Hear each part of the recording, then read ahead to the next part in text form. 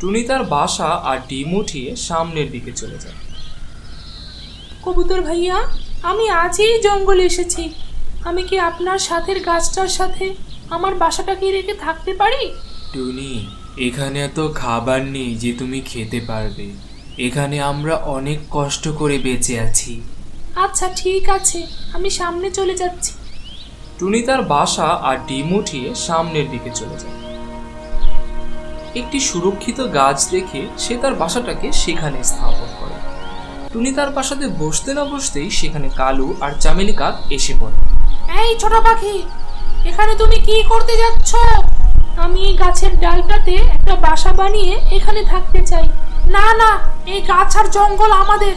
যদি তুমি এখানে থাকো তাহলে তুমি এখানকার খাবারও খাবে এবং আমাদের সব খাবার শেষ হয়ে যাবে। আমরা কোনো অপরিচিত পাখিকে আমাদের জঙ্গলে থাকতে দেই না। শোনো টুনি, তুমি এখান থেকে এখনই চলে যাও, তা না হলে আমরা তোমাকে ধাক্কা মেরে তাড়িয়ে দেব। বেচারি টুনি ভয় পেয়ে যায় আর সে তার বাসা আর ডিম উঠিয়ে সেখান থেকে চলে যায়। প্রায় সন্ধ্যা হয়ে যাচ্ছিল, তখনই টুনি সামনে একটি ঘর দেখতে পেল। টুনি সেই ঘরের দরজায় কড়া নাড়ল। ভেতর থেকে তোতা বাইরে বের হলো। আসলে আমি আজই জঙ্গলে এসেছি। জঙ্গলের কোনো পাখি আমাকে কোনো জায়গাতেই আমার বাসাটাকে বানাতে দিচ্ছে না। আপনি দয়া করে এই রাতটা আপনার ঘরে আমাকে আশ্রয় দিন। কাল সকাল হতে না হতেই আমি এখান থেকে চলে যাব। এখানকার পাখিরা শুধু নিজেদের সুবিধা অসুবিধা বুঝছে, তারা তোমাকে এখানে থাকতেই দিবে না। কিন্তু তুমি আজ রাতটা আমার ঘরে কাটিয়ে দিতে পারো, কেউ যেন টের না পায়।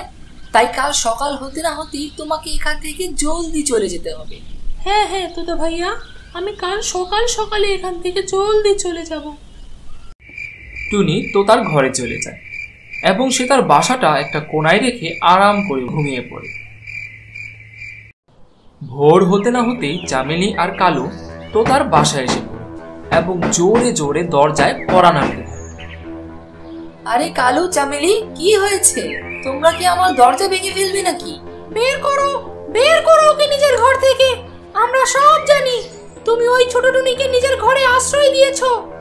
তখনই ছোট টুনি তার বাসাটাকে নিয়ে বাইরে এসে পড়ে। আপনারা প্লিজ তোতা ভাইয়ের সাথে ঝগড়া করবেন না। আমি এখনই এখান থেকে চলে যাচ্ছি। আমি তো শুধু এই রাতটার জন্যই তোতা ভাইয়ের ঘরে আশ্রয় নিয়েছিলাম। অনেক খারাপ, অনেক খারাপ। আমার জঙ্গলের পাখিগুলো অনেক খারাপ। তাহলে তুমিও চলে যাও। যাও, তুমি অন্য কোনো জঙ্গলে চলে যাও, মোটা ঠোঁটওয়ালা ফালতু তোতা। ছোট টুনি সেখানে আর কথা না বাড়িয়ে সেখান থেকে চলে যায়। ওই জঙ্গলের আগে একটি সাগর ছিল। টুনি পাখি সেই সাগরের ওপর দিয়ে উড়তে উড়তে অন্য একটি জঙ্গলে চলে যায়। ওই জঙ্গলটাতে সব জায়গাতে ফুল আর ফুল, ফল আর ফল ছিল। সেখানকার গাছে একটা তোতা বসেছিল। আরে ছোট পাখি, তুমি কি এখানে থাকতে এসেছো? হ্যাঁ তোতা ভাই, আমি কি এই জঙ্গলে থাকতে পারি? অবশ্যই থাকতে পারবে। আমি তো এখানে একাই থাকি।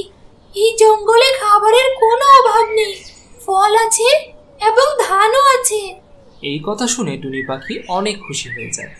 টুনি পাখি সুন্দর একটি গাছ দেখে নিজের বাসাটাকে সেখানেই রাখে। বৃষ্টির মৌসুম কয়েকদিন পরেই আসবে। বৃষ্টি আসার আগে আগেই আমি এই জঙ্গলে বড় একটা কাঠের ঘর বানিয়ে নেব। এভাবেই দিন কাটতে থাকে। সবসময় আবহাওয়া একরকম থাকে না। হঠাৎ কাকদের জঙ্গলে অতি বৃষ্টি শুরু হয়ে গেল। সব গাছের ফল আস্তে আস্তে শেষ হয়ে গেল। সবাই ক্ষুধার জ্বালায় মরমর অবস্থা। কারো বাসায় কোনো খাবার ছিল না, আর তার উপর সবসময় বৃষ্টি হচ্ছিল। সকাল থেকে রাত হয়ে যায়, কিন্তু বৃষ্টি থামার কোনো নামই নেই। 2 দিন এভাবেই কেটে যায়। তারপর একদিন কালু, চামেলি আর কবুতর তোতার কাছে যায়। কালু, আমি তো ক্ষুধার জ্বালায় মরে যাব। তোতা, আমরা এখানে থাকলে তো ক্ষুধার জ্বালায় মরেই যাব। আমাদের অন্য কোনো জঙ্গলে চলে যাওয়া উচিত। সাগরের ওই পারে একটা জঙ্গল আছে, সেখানে আমার পরিচিত একটা তোতা আছে। আমরা সেখানেই যেতে পারি। তারপর তারা সামনের জঙ্গলের উদ্দেশ্যে রওনা হয়ে যায়। তারা সাগরের ওপর দিয়ে উড়তে থাকলো। এত বৃষ্টির ভেতরে ওড়াটা অনেক কঠিন হয়ে যায়, কিন্তু তারা সবাই ভালোভাবে সেই নদীটাকে পার হয়ে জঙ্গলে এসে পড়ে। আর তারা টুনির বাসার ঠিক পাশের গাছটাতেই এসে পড়ে। কালু দেখো, সামনে কারো ঘর দেখা যাচ্ছে, চলো আমরা সবাই সেখানেই যাই। যদি ওই পাখিটা আমাদেরকে তার ঘরে আশ্রয় দেয় তাহলে আজ আমাদের জান বেঁচে যাবে, তা না হলে আমরা এই বৃষ্টিতেই মারা যাব। মনে হয় আমার বন্ধু এখান থেকে অন্য কোনো জায়গায় চলে গিয়েছে। তাহলে চলো আমরা সবাই ওই ঘরেই আশ্রয় নিই। তারপর তারা সবাই গিয়ে সেই ঘরের কড়া নাড়ে। একটু পরেই ভেতর থেকে টুনি বাইরে আসে। তখন তাদের সবার মনে পড়ে যায় যে তারা তো এই টুনি পাখিকে তাদের জঙ্গলে কোনো আশ্রয় দেয়নি। সবাই তো তাকে ধাক্কা মেরে সেই জঙ্গল থেকে তাড়িয়ে দিয়েছিল। আরে এই টুনি তো আমাদের কখনোই সাহায্য করবে না। আমরা তো আমাদের জঙ্গল থেকে ওকে অপমান করে তাড়িয়ে দিয়েছিলাম। আমরা তো ওর সাথে অনেক খারাপ আচরণ করেছিলাম। আমাদের মাফ করো টুনি, আমরা ভেবেছিলাম এই বাড়িটা অন্য কারোর। বন্ধুরা, তোমরা ঘাবড়ে যেও না।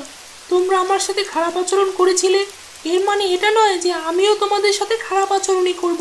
তোমরা কোনো চিন্তা করো না, আমি তোমাদেরকে অবশ্যই সাহায্য করব।